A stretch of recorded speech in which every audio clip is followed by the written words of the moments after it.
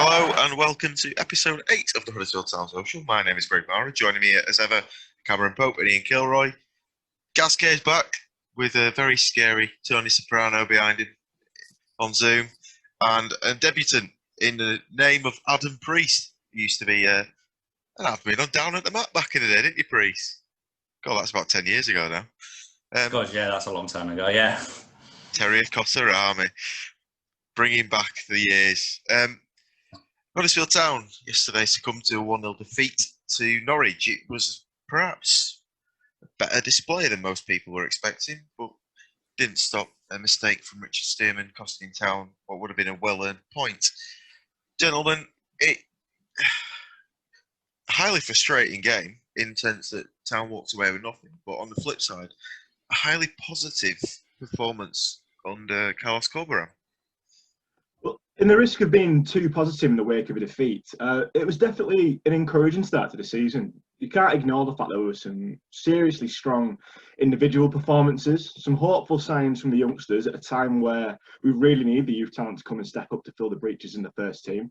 However, having been at the game in the press box, I will always be haunted by the smug win on Delia Smith's face at that 80th minute goal. And the key for me is, okay, don't get me wrong, a defeat is a defeat. However, and also, I should add, we need to find some threat in front of goal as a matter of urgency. However, despite the result, it's definitely a step in the direction that we want to be going in. And to be honest, I don't think anyone was expecting anything quite like that, us being in the game at 80 minutes. Well, I was thinking I might go last because I was going to listen to everybody else's positives before I started talking negatives. You'd be surprised to learn. Positive, we played okay. I guess it shows how low the standard's fallen that we take passing the ball to each other and only losing by one goal as a positive.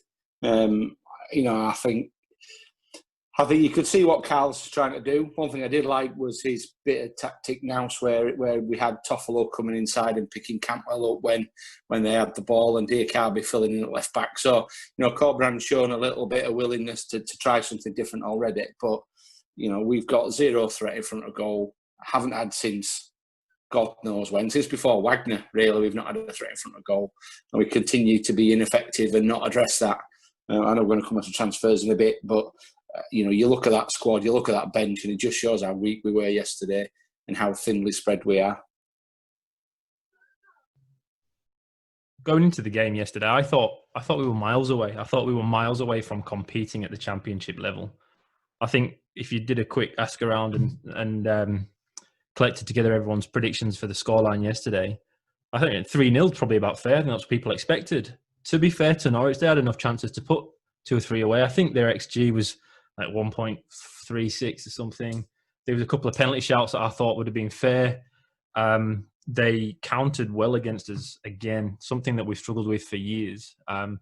They broke through really quickly, but it was clear yesterday that Town now have a definitive style. We were talking about it before of all the jargon that the club was using to sell this new vision.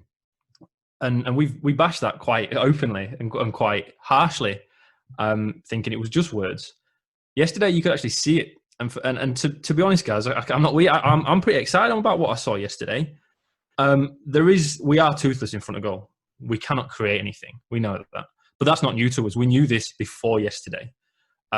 We've only brought Danny Warden as a striker. We've lost Mounier. Grant, he's not playing at the moment. He's as good as gone. They're all arguing about how much money he's going to go for. As we mentioned last week, he needs to go as soon as possible so we can reinvest and bring in goal scorers and chance creators. But we know we aren't anything in the final third, and that costs a lot of money to do, and it's hard to change it without bringing in new players. So what can we look at? We can look at the first couple of thirds in the field. And at the back, I thought we were really much better going forward. When we were in possession, it changed from a back four to nearly like a back two. We were like a 2-5-3 formation with the fullbacks pushing on so far. It really helped on the right-hand side and the left-hand side. Diakabi looked like an actual player for a little bit. And when he filled in at fullback, he looked okay. Pieper, he came in. He reminded me a bit of Jack Hunt, to be honest. He's very attacking. Positionally in defence, he's only played one game. He's only been with the training for a few days. So it's a bit harsh to call him out on anything. But I found him lacking defensively. But with this style of football, if as people are talking about, we're looking to bring in a number 6 to drop in between the two centre backs when we do push forward, so Pepe doesn't have to get back so often. Maybe that's okay. But there was a distinctive style change. There really was a difference. There were overloads on both sides of both wings. I thought Karoma was a bit of a bright spot yesterday. I thought he's played one game at Championship level or something for us before, not many games, and yet yesterday probably the most threatening we had. And you compare him to like Pritchard at 12, 13 million. He's a world away from that. He actually creates chance. He did create a few moments. We had one half chance. I thought it was in when he smashed it just past the left-hand post from outside the box. A bit Grant-like, to be honest, if we're looking at him. And I don't ever think he's going to be a centre forward, so we have to address that. But as a wing, he might be a solution to a question we have there. But overall, it was okay. It was okay. And I think with a striker playing yesterday, we might have nicked a goal earlier on, and it'd be a different second half. Norwich came at us when we started tiring because we pressed so well for 60 minutes. But like we've said, there's no depth there. So you look at the bench, we had 2 centre-backs on the bench. There's no point ever having 2 centre-backs on the bench because they can't. You rarely need 2 of them, but we had no one else to put on there. Danny Ward's injured, Campbell's injured. We're left with no one already, first game of the season. That's what needs to happen. We need to go out and sort that out right now. But for a first game of the season, against a team that just been relegated from the Premier League, it wasn't that bad. It wasn't as bad as people are going on about. And I can see a really big change in the way we play. And it's not Cywork change either. It's not Wagner football. It's a different brand that, with time and money, might work. I actually enjoyed watching it. I thought it was quite open when I first put it on about 10 minutes in. It'd been interesting to be in the crowd if that had made a difference. So I think Town always do better when they feel that they're underdogs. So I never thought we'd get slaughtered, because every time I feel Town get slaughtered, they never do. But you could see Norwich in the second half. We felt they broke through quite a few times. My concern is it's quite a few parallels to the start of the Wadsworth reign many, many years ago. We changed from Kaye, like a quite steady manager, getting results. And then they said, well, a lot of fans find it boring, so we've got to go for something a bit more passing. And we bought loan players in. There was nothing up front. And there's quite a lot of parallels to that. Obviously, hopefully, it might not be the same thing, but you can see where the flaws are in the team. Like I said, it's early days. So, and I did like that new Spanish guy. He looked quite exciting. So he was getting down the wing so much, and his crosses were pretty decent. And it looked like we're getting more players into the box, which is good to see. Yeah, early days, but... There's another negative. The new shirts and the numbers are horrendous. Could you see him in the ground, Cam? Because on the TV, it was awful. Tell me about it. From a commentator's perspective as well, it is a nightmare. The first thing we remarked about when the teams came out onto the pitch in the first half was Juninho Bacuna being number 7. The 7 is the exact diameter of that middle stripe, and it's obviously dark blue on black. They need a patch on it. Like, you can't see it. You can't see it. So, I mean, maybe from a design perspective, they look nice and look funky, but in terms of practicality, I mean, I'm sure match officials have the same problems. You can't tell who's who, and especially when you're lining up with new players, because the first game of the season is always the hardest to prep for, especially when you've got new personnel coming in, especially when you've got young lads on who you might not have very much information. It was a nightmare, and I don't know who signed up on that, but God, I really hope it's a one-season thing and nothing more. That's the next 10 years covered then. No, I put this on Twitter. The number 2 looks like, on Peeper's shirt, looks like Zorro's branded it. It doesn't look like a number 2. It looks terrible. I know we should be complaining about Town, but Jesus Christ, EFL. It's not hard to get a number, like regular numbers. They've never done that well. I didn't like the last batch anyway. It was good when we were in the Premier League. But anyway, that's another time for another whinge. Just looking at certain perspectives from yesterday, and I'm going to harshly pick out Alex Pritchard again. I think he's had sometimes I think he gets a lot of stick just because of the price he costs, but you're looking at someone in your midfield to be that creative bright spot. For me, in that game, he didn't look remotely, I'm not going to say interested, because I think that's very harsh when people say, oh, he's just not interested, but he just didn't, he's not the player that we thought we were getting, because we all remember when he was at Brentford and we could have signed him back when Mark Robbins was boss. But he just didn't suit the system in my view. I mean, he certainly puts a shift in, and no one can question his commitment nor his effort. He certainly tracks back well. But on the ball, I'm failing really to see what he brings, and I'm starting to run out of patience. I think there's been a lot of players who've performed better in a Town shirt consistently, and have been chastised and castigated more for an off game. than he has, and he's got a fairly easy ride. I think really now in this first half of the season, we really need to start seeing some end products. I mean, okay, he can link up well on his day at the edge of the box and everything. I know that him and Karoma came together a couple of times to thread a few balls through, but when the ball comes to him now, I feel like the tempo slows down. It's like having an attacking hog. And I know that, okay, because of his stature and his diminutive figure, he's not going to be an aerial presence. You lose that already.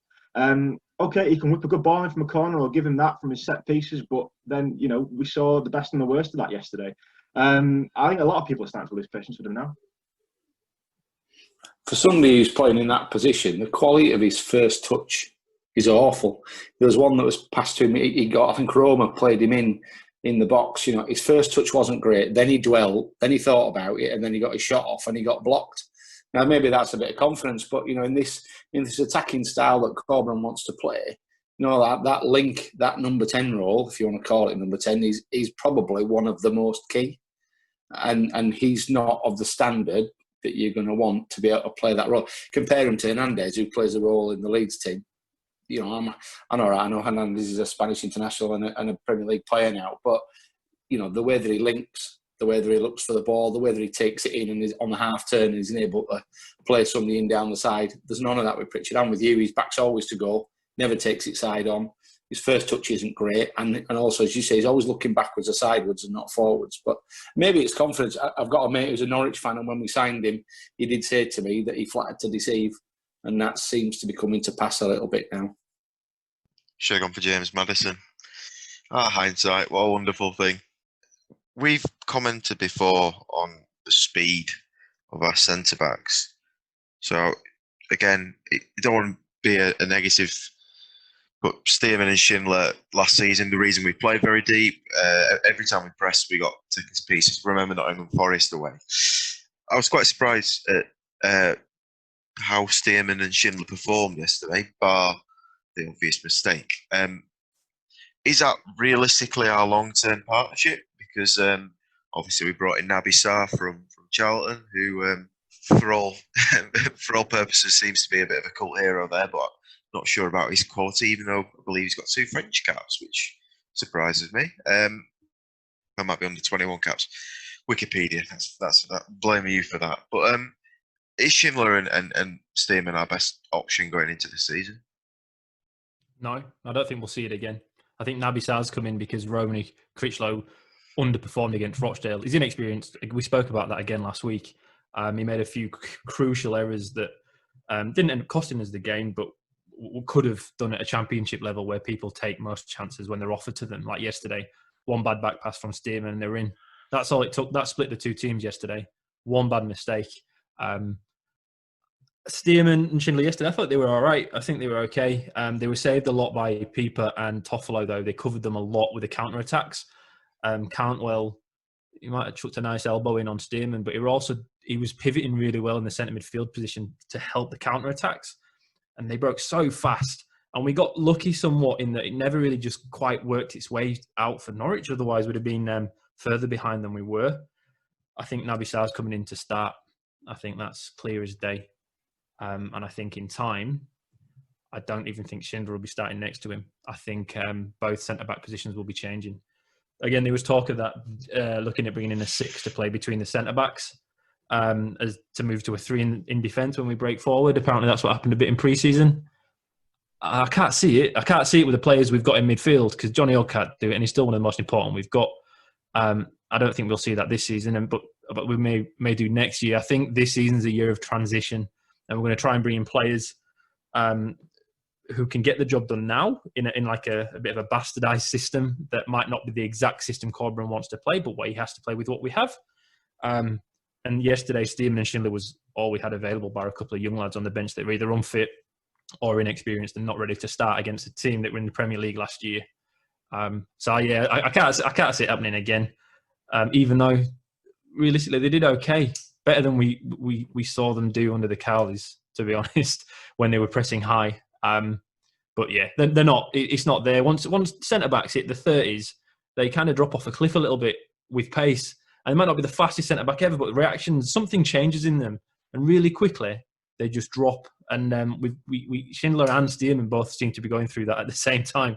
So an alternative centre back pairing is required now.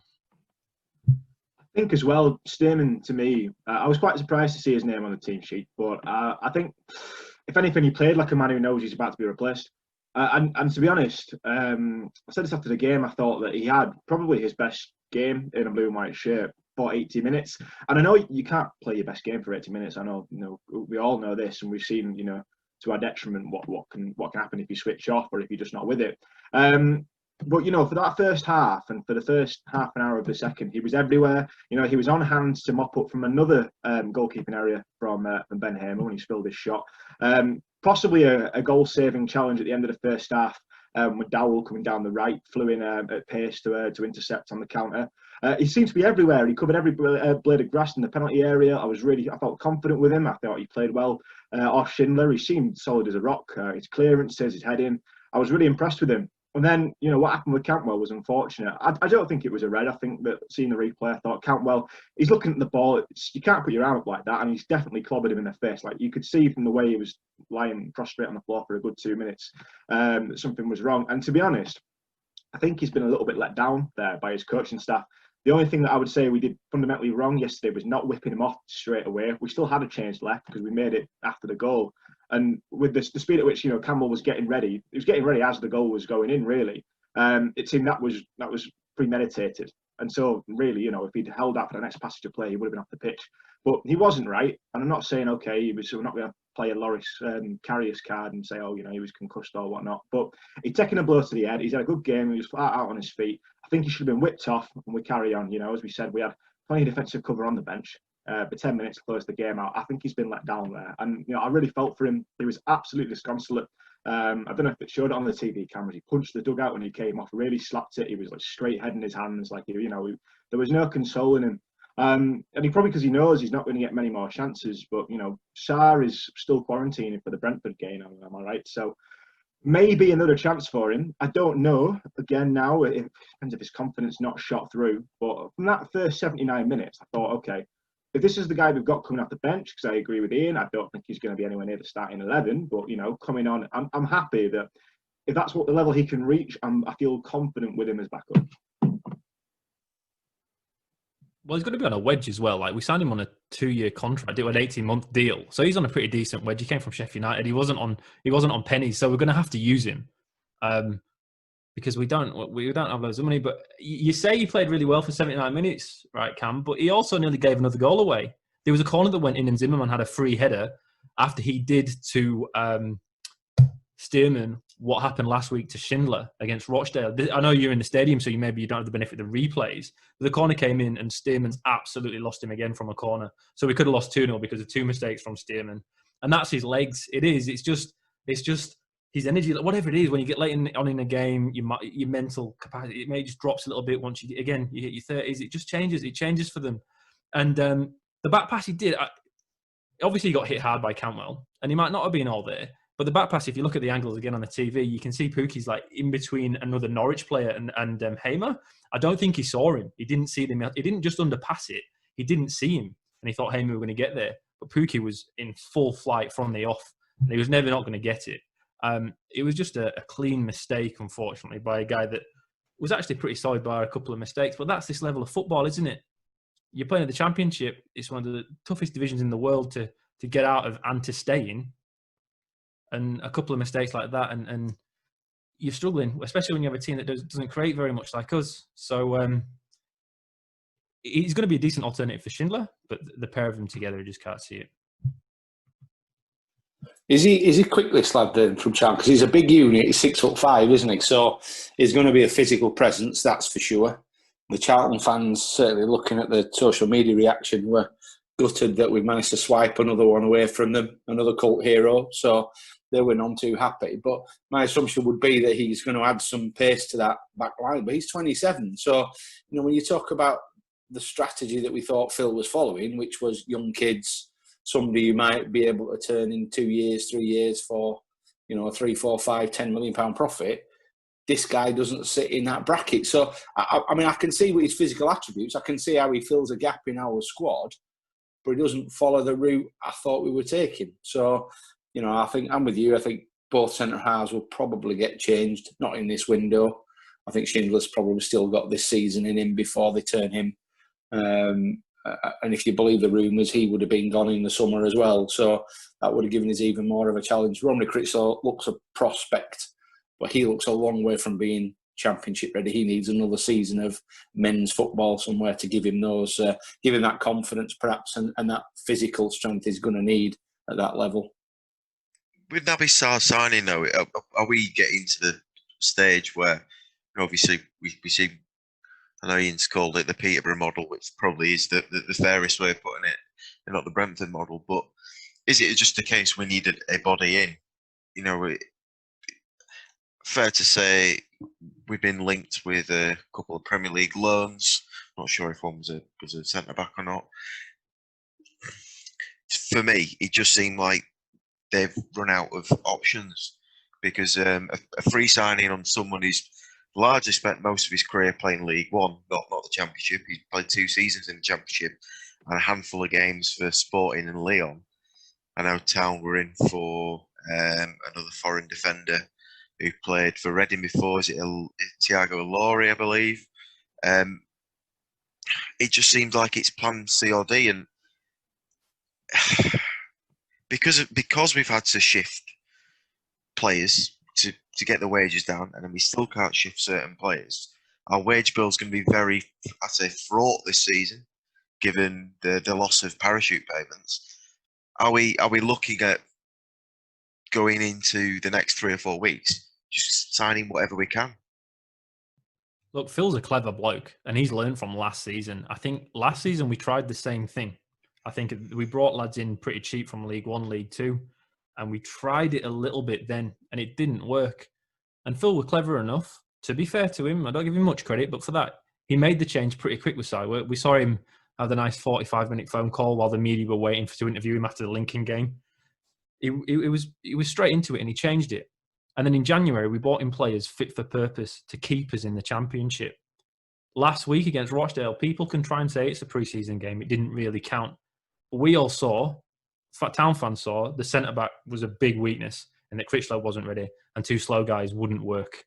So the club have gone out and made best of the position that we're in, and they've brought in a guy that can help us right now.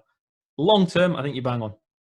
It doesn't suit the style, the model that we're after, but it's easier following that model in the Championship and bringing somebody in like him, like Sarr, who's very experienced and capable at this level, and definitely helps us in our challenge to stay up this year.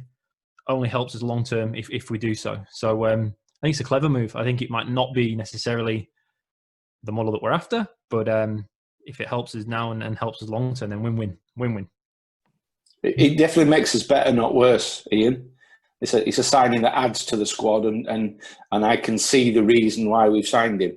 So I think I'm with you. If it's an effective signing that gets something in return, then that's a thumbs up from me, and actually gives me a little bit more confidence, because I was concerned it was going to be a load of 21, 22-year-old kids in Premier League loans, and you've got to do with that. I take Greg's point. He's played at majority of his career at League One level, but his experience in English football, which again for these foreign lads can be quite unusual. I think it's a good signing by the looks. Charlton fans are like 50-50, they seem to be, their reaction. And it seems he has a good pass, good left foot, can ping a ball, and it might be an attacking centre-back. It might be what Carlos wants to do. I think it's a good signing, because I think all of football's in trouble in the lower leagues, including us. So I think it's just we've got to make do and be clever and be canny. I think as well, a lot of it seems to be, we're buying a lot of raffle tickets at the moment. We're spreading his bets, and I spoke last week about how we need to start thinking about quantity as well as quality. Okay, we've let go of about 15, 16 players. We've brought in 4. Okay, and so if we're going to bring in, we're probably going to have to bring in nearest double figures, I think, at least to have the depth required. Okay, I know we've brought a few young lads up, but some of them are going to have to depart to go out on loan for necessary experience. And so, Naby Sarr, I'm not going to lie, I didn't know much about him before we were linked with him this week, and etc. And while okay, he's not got a bad CV. It didn't strike me as someone I would have thought would be linked with. But if we're bringing in 10, 11 players, okay, we're kidding ourselves. We think that 10, 11 we're going to get a cut at this level. They're going to be useful for the whole year. So it's nice to see we're going for a bit of variety. I feel it's a different sort of player. Who knows? It may work out. I think we can afford to be experimental. He's got some experience, which isn't something I think we have a lot of. And so no, I'm pleased with it. I can't shift the nauseating feeling that it is a little bit haphazard. Not to mention the fact that we're announcing these signings. I mean, people was announced in the dead of night, about 10:30 in the evening, and this one was at 8 p.m. So I don't know. It does nothing to shift this amateurish vibe you've got going on around the club. But okay, last week I came on here wanting more transfers. We're stepping in the right direction. I just hope it continues over the next 3 weeks. How many do you think we need? So you said double figures. So we look at the Norwich game as a proper basis of what we need, and I think centre back we're pretty much full up now. The back four, you got Jaden Brown, the Dehaney is back up. Is it a case of the attacking third where we desperately need signings? And do we take Carl and Grant's advice and trust the process in this, believe in our transfer committee? Because what we have going forward seems to be what will keep us up in this division or not. We take shots at the transfer committee because of Mbenza and Diakabi. That's where it comes from, isn't it? Like they were atrocious. And Pritchard, right? That's where it comes from. We spent 50 million on crap, right? That's what upsets us. However, they're still there, so you have to give them the chance to get it right. And I think, again, we spoke of it last week. This is the time. They've got to get it right now. We reckoned People was brought in by Corberan or some of his coaches, but Bromby's come out and he said that the club identified him. And that's really important. People shouldn't miss that. If the club haven't identified him, I'm not sure it necessarily will be all that way. But if the club have done it that way, then they've got to be given a chance to bring in the right guys, because he looks like he will be an asset, right? We've not seen Pereira or Poppadom Hands as people at Hearts have been referring to him as. But so far, without seeing him, we're 1 for 1 this season. And that, we know what Danny Ward is. We know what he's going to give us. So 2 for 2 there. But for me, I think we've got 2 players in every position in the centre, in defence and the defensive roles of midfield that are okay. But I think we need 4 guys realistically. I think we need 4 guys for depth, because I don't think we've got a centre forward bar Danny Ward, and he's injured already. So again, we spoke of it before. It's all right bringing one guy in as an attacking central midfielder, but when he's injured, then we've got nothing then, and then we're going to struggle again. So for me, I think you need 2 attacking midfielders. I think you need 2 ESR kind of players, hopefully one on a permanent, one on a loan from a Premier League club. The problem is with loans, when you bring guys in, they are inexperienced. So for every ESR, you might get 3 Willocks. And okay, Willock had a couple of good games for us, but realistically didn't deliver what we wanted week in, week out. And I'll eat my words when we sign him back this week for another year, and he's amazing, and that's on me. But 2 attacking central midfielders. If Grant goes, we need another winger that can bag a few goals. Karoma might be that guy. I was really impressed with him against Rochdale, and yesterday more so. I don't think he's a 9, but he got into channels. He just caused a little bit of problem. He asked questions with other players that we can't do. It's just a bit of a nuisance, and that does create chances for teams. So 2 attacking midfielders, a winger, and a striker, and that's at the minimum. But I think that's a realistic ask if Grant can go as quickly as possible. So we've got time to bring people in. Now, if the longer we wait, the fewer players are available. That's what people miss. It's already saying we need to wait for 19 million, 80. No. 15 million now, when players are still available, is worth more than 90 million on the last day of the transfer season when we can't bring anybody in. That's the worry, that it happens on the final day of the season. We need goals now. We need to get it done. We need to find a way of getting it done now. But on that point, it does come a bit strange to see one of your players doing that over Twitter in Carl and Grant, #trust the process. Because I'm with you. I don't. Is it really worth the sake for an extra million to hang on for another 2 weeks? Because you're looking at players that rival clubs are signing. You think, well, Jacob Brown went to Stoke. He could have been very good for us. I know people on Twitter were like, well, we're saying rejects from Barnsley, but I think he got 4 goals and 10 assists last season. It's kind of the thing that we need at this club, and he's a local well, he's a local lad. He's from Halifax, I think, and that's the kind of perfect signing we need. But because we don't have them funds, because you still got people on Premier League wages, including Caroline Grant in this, we can't bring those 2, 3, 4 signings that we urgently need. So I'd love to know why the club haven't. I mean, the club have been very closed off anyway for the last 2, 3 months, ever since Devo came out and gave us all the rallying cry and promised us a video about the training ground, which never arose. But there's something not quite right at the minute, and I just can't put my finger on it. And I'm not sure what it is, and it's frustrating as a fan. And I think it's just frustrating because this feels like 2 years ago in the Premier League.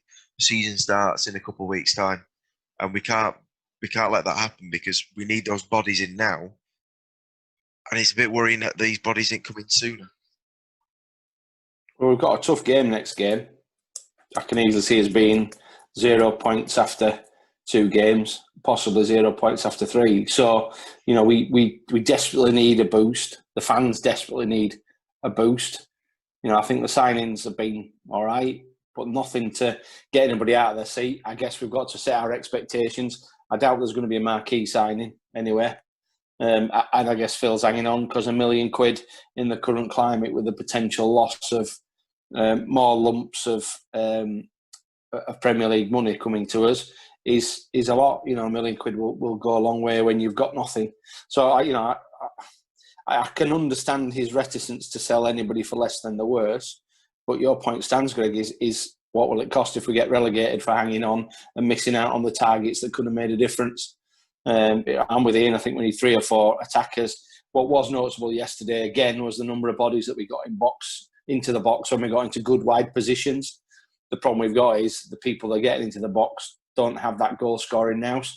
There isn't a midfielder amongst them that'll nick 6, 8, maybe even 10 goals, and that's got to be key because in Corberan's setup, your number 9 isn't going to score 25, 30 goals a season. It's not that kind of football.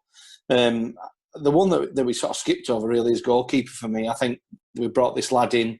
We didn't play him yesterday, which was a real surprise to me. We went with Hamer. Hamer had 3 things to do. One, he couldn't save the goal. There was nothing he could do about that. He had 2 fairly easy saves to make and spilled both of them. And one of them, if Stearman hadn't cleared out for a corner, the Norwich bloke would have stuck it in the net. So that continues to be a worry for me. I think goalkeeper is a really weak position. But Hamer's a Diakabi/Mbenza. He's another one of these that Corberan's been told we can't afford to get rid of him. You've got to make do. So I can't see another goalie come in, but it does feel like a weak link in the team still for me. It's almost like we need a Michael Collins kind of midfielder, somebody who's going to get in the box, because when you play the shape that Carlos Corberan plays, you are ultimately reliant on the front 3 all contributing 10, 12 goals a season. I can't really see. I mean, I think Danny Ward can do it. We've seen him score loads of goals before. I always felt that he was best as a second striker when he played for Town with Naki Wells back when Matt Robbins was here. But those goal-scoring midfielders, they're very hard to come by, and unless I think it'd have to be a Premier League loan to achieve that. It's the wingers I'm struggling with, and I think we said this at the end of last season. Wiggering and all sorts. I think, is Anthony Pilkington still available? Because I'd take him back. He can cross the ball, and we haven't had anyone that can cross the ball for, well, plus it's Gary Roberts left. So, I can't believe we just haven't gone in on Wigan. I know it's nasty to say that we should be doing that on a team in administration, but there's loads of bargains to be had there. Like Dickinson's real deal. Yeah, I feel sorry for Wigan because they were superb after lockdown, and I think Leeds took one of their young strikers for next to nothing. And what's happened to Wigan, scandalous. But I feel with the current climate, I think there's going to be a lot of clubs that are seriously going to be struggling. I think if we could just survive this season somehow, even if we get relegated, I think that'd be a big plus. I know that sounds really negative, but I just feel the way football's going to change massively in a couple of years. I don't think it's going to be recognisable. I know it sounds a bit dramatic, but I could just see B teams being introduced because all the top clubs now, Man City, have got so much money. Their B teams now, in a year or two, could probably compete with us, if not now. And that wouldn't have been thought of like 5-10 years ago, because your reserve team was your reserve team. So I've just got an inkling, I hope I'm totally wrong, that a lot of teams will be taken over by, like, I think of a team, like somebody like a Rochdale might become a Man City B team. Yeah, the way around the feeder club, isn't it? Yeah, exactly. It's sad to be talking about this when we should be talking about town, because you know, the way that most clubs at this level have been surviving for the last 5-6 years is to be signing 3, 4, 5 Premier League loans. Well, look at when we went, Izzy Brown, Casey Palmer, Aaron Moy were all Premier League loans. And you look at, even Leeds United last season, use them as an example, players like Ben White. I just hope that we've done our due diligence on signings, because there will be Premier League loans out there. And it's the only reason I have a little bit of hope, because there are a lot of talented players out there that we could bring in that could definitely help us in that attacking third. I'm not sure we could afford to sign them at the minute. I know Karlan Grant's, if you say it's 15, 16 million, realistically, we're not going to be spending all of that, because you've got the wage bill's the key thing in these signings, and you've got it, that'll be over a 3-4 year deal. So you'll have 2-3 million to spend this season, max. I don't think you can get the quality that we need for 2 or 3 million anymore. And we were very lucky to get Karlan Grant for the price that we did back when we were in the Premier League, because he was running out of contract. So looking at the current climate, looking at the current market, I'm not sure where town could go, to be quite honest. It's going to be more free transfers. That's the only way we can go. We missed out on Wigan, like we've said. That's the problem with waiting to sell players for the most. We missed out on Kiefer Moore, who would have been a great signing. Like yesterday, I was looking at Chef Wednesday, and Jordan Rhodes bagged, Izzy Brown set him up, and Josh Windass bagged.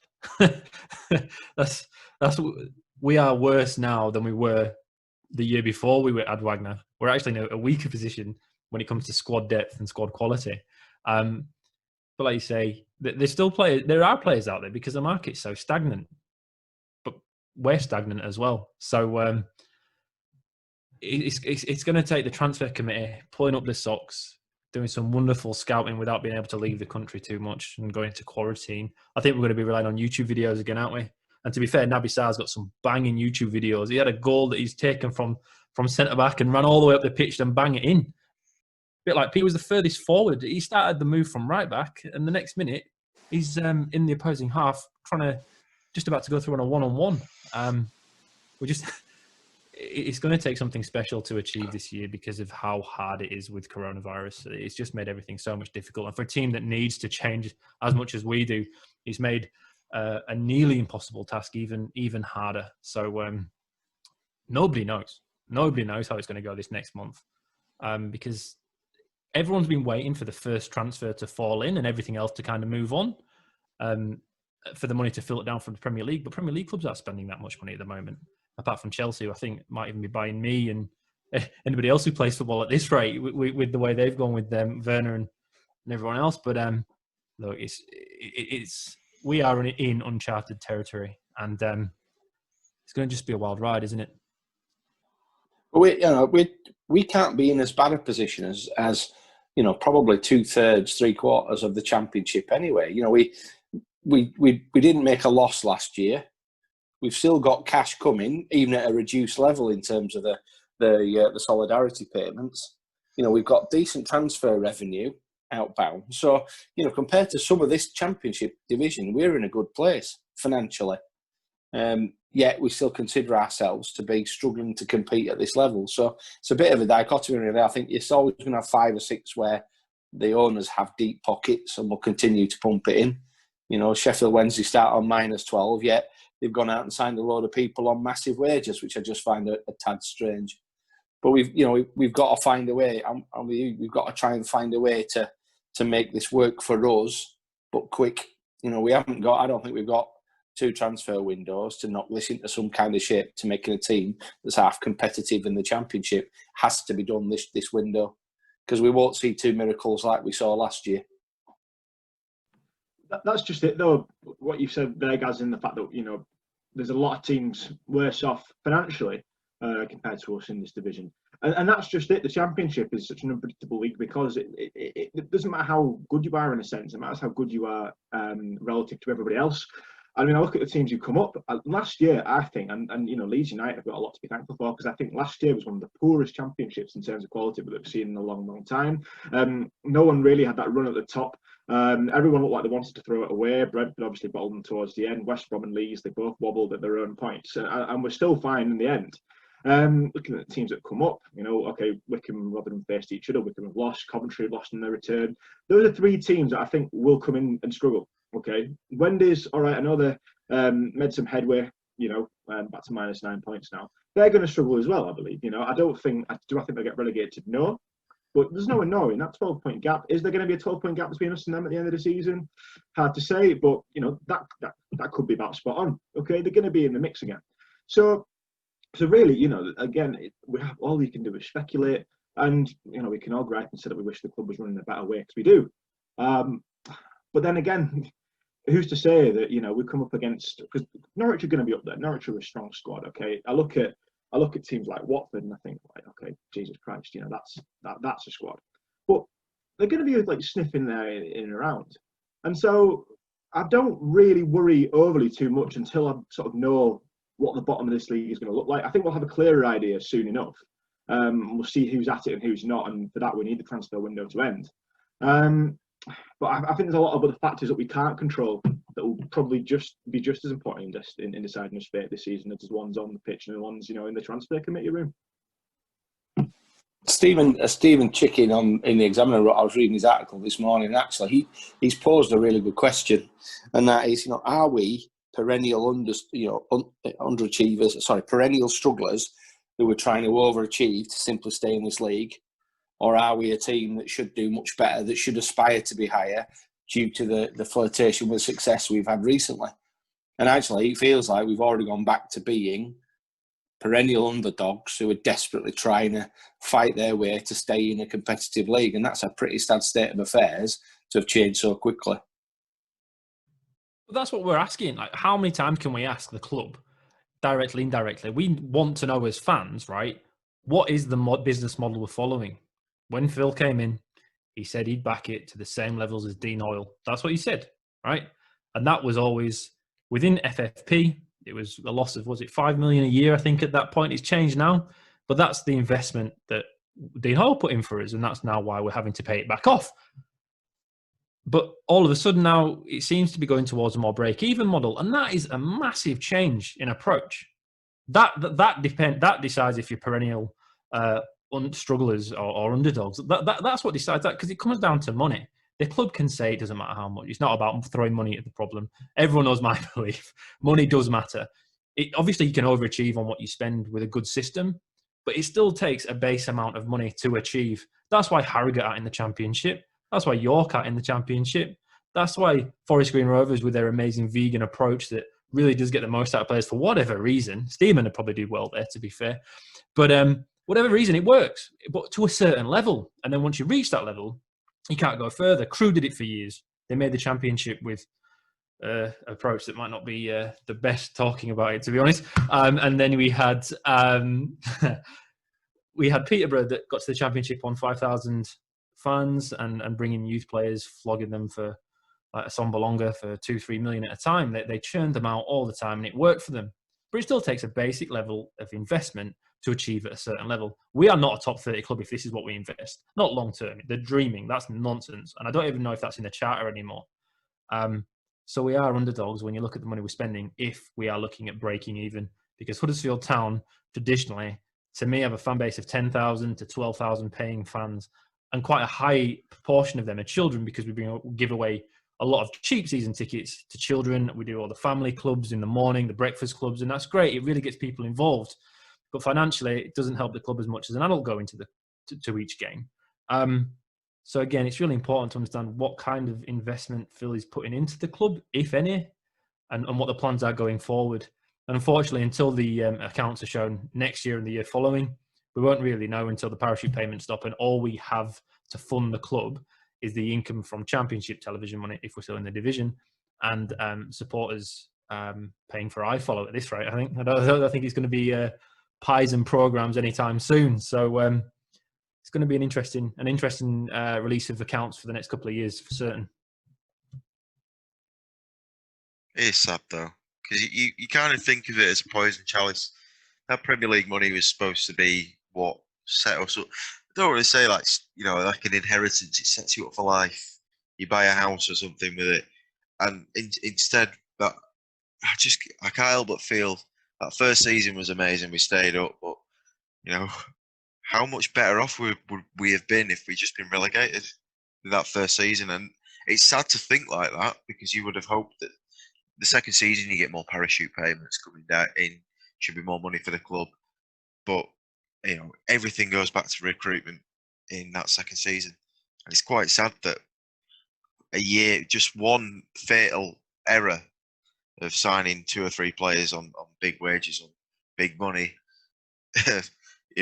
Lovely Ramadan Sobi, who's I think was it Radio Leeds' Johnny Buchan put on, is it 1.4 million an appearance? And it was 4 sub appearances, so you have £1 million a minutes paid for him is an absolute shocker. And whoever suggested that signing, I've played enough Football Manager to know he was never going to be that good. Anyway, looking forward to Brentford. Who, shockingly, I believe they lost yesterday. I was very surprised about that. You'd expect them to be up there again, but then again, they've sold. Ollie Watkins is going to Aston Villa. The point will be good, won't it? I was reading some Brentford fans' reviews, and they said they have a problem against poorer teams, and they consistently lose 1-0. Because I think we beat them last season, didn't we, at their spot 1-0? Yeah. Because they're a fantastic passing outfit, but is their mentality great? They got in that position last season. They were catching up, and then end of the season, they just lost it, didn't they? Because West Brom were not doing great either. So I don't know. I think we could get something. I don't know. It's like I said, it's very early on in the season. Football's in a stasis. I don't know. Maybe we'll win, lose badly. I think it'll either be a 1-0 win or a 4-1 defeat. Yeah, you've got to score a goal. Brentford absolutely battered Birmingham yesterday, though. Brentford were unlucky to lose that game. I think they're expected goals, something like 2.5, 3 goals or something. They created so many chances. It just didn't work out for them. Just one of those games, unfortunately, we as town fans have seen a lot of over our time supporting the club. They aren't in free fall. They are not in any sort of free fall. One bad result for them isn't the end of the world. And it's the first competitive league game in a new stadium. There might not be any fans there, but they'll be up for that. And if any team doesn't deliver on the big stage, historically, we know which team that is, and it's not Brentford. It's not Brentford. I still remember playing Doncaster in their opening game in their new stadium. That didn't turn out great for us either, did it? So I think we don't have a great track record doing new stadiums. So I can't see, honestly, I can't see anything beyond a Brentford win. I think we'll do like we did this week. We'll give it a go. I'm sure Carlos will try and get his ideas across. We'll start to see more of that perhaps coming together. But I just, the best I'm hoping for is we'll bag a goal, maybe 2, and at least give Brentford a bit of a game. I'm the same. I can see us getting on the score sheet. I think, to be honest, given the quality that they've had and that they've kept, I believe we'll be gallant in defeat. I can see us getting off the mark. Hopefully, Wardy will be fit again. It's a shame that Sarah's still obviously going to be sat in his hotel room on his own watching an iFollow like the rest of us. But I don't know. I think we might see the return of Stearman again. I think he probably did enough there. I can probably see him filling in against Schindler once more. O'Brien, we hear that he's near in fitness. I think he will be a big addition once he comes back in, a bit of a catalyst in midfield. Up top is the main one though, and that's where we really need Wardy back to fitness.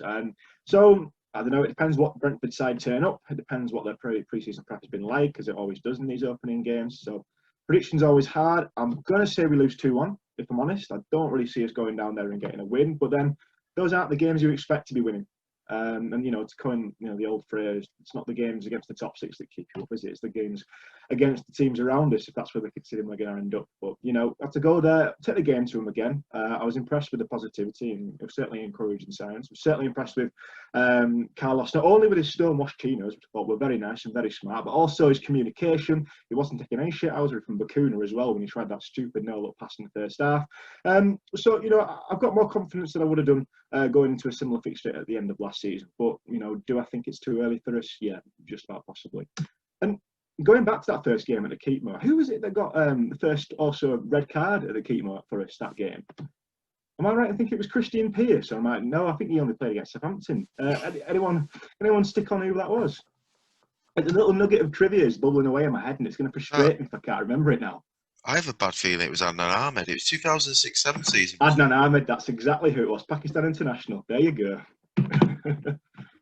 Well, at least it can't be as bad as going back to those days under how about Andy Ritchie? Although he did win quite a few games, looking back at his win record. Well, Preece, thank you very much for coming on. It's nice to see your face again. Thank you for having me. Pleasure, mate. Ian, Cam, guys, all the best again. I suspect all we can do this week is trust the process. So thank you very much for listening. And until next time, goodbye.